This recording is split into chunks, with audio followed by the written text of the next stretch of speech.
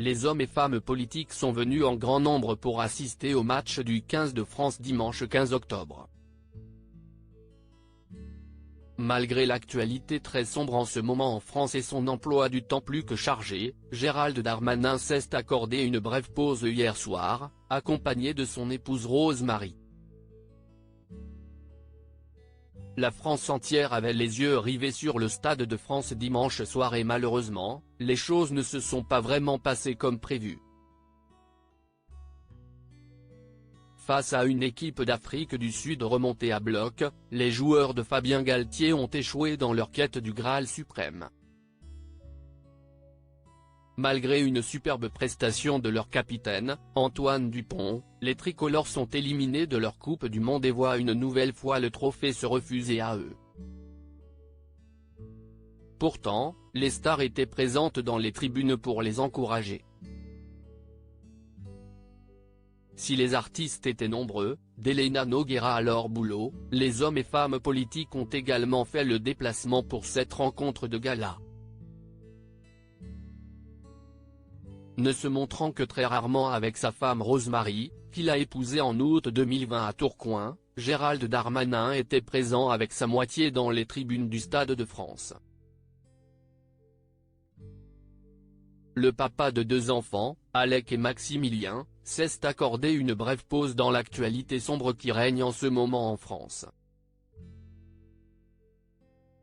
Sans cesse sur le terrain, Gérald Darmanin avait encore en tête l'attentat d'Arras survenu vendredi dernier mais il a malgré tout tenu à accompagner le 15 de France dans leur grand quart de finale.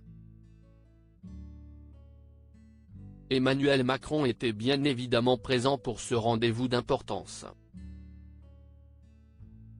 Véritable amateur de sport, il a suivi la rencontre avec passion avant de descendre dans le vestiaire du 15 de France afin de les féliciter pour leur brillant parcours, eux qui ont fait rêver tout un pays pendant plusieurs semaines. Assis avec sa femme Émilie Broussoulou, Thomas Hollande est venu supporter les Bleus pour ce quart de finale si important dans leur histoire. 2 anciens premiers ministres en tribune. Ancien Premier ministre et potentiel candidat à la future présidentielle, Édouard Philippe a fait le déplacement du Havre, où il est maire, pour se rendre au match.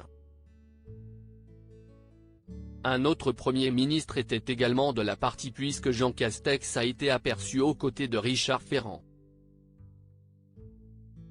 La présidente de l'Assemblée nationale Yaël Braun-Pivet était aussi présente, tout comme Olivier Véran.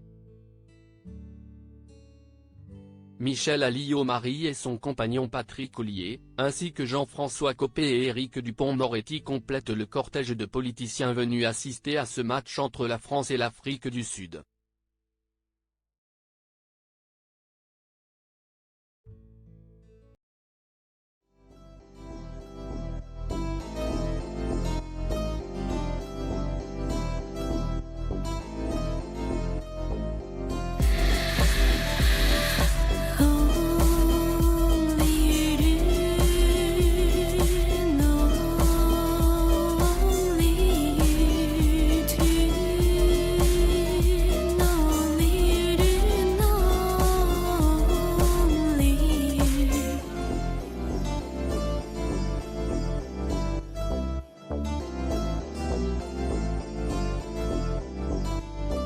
To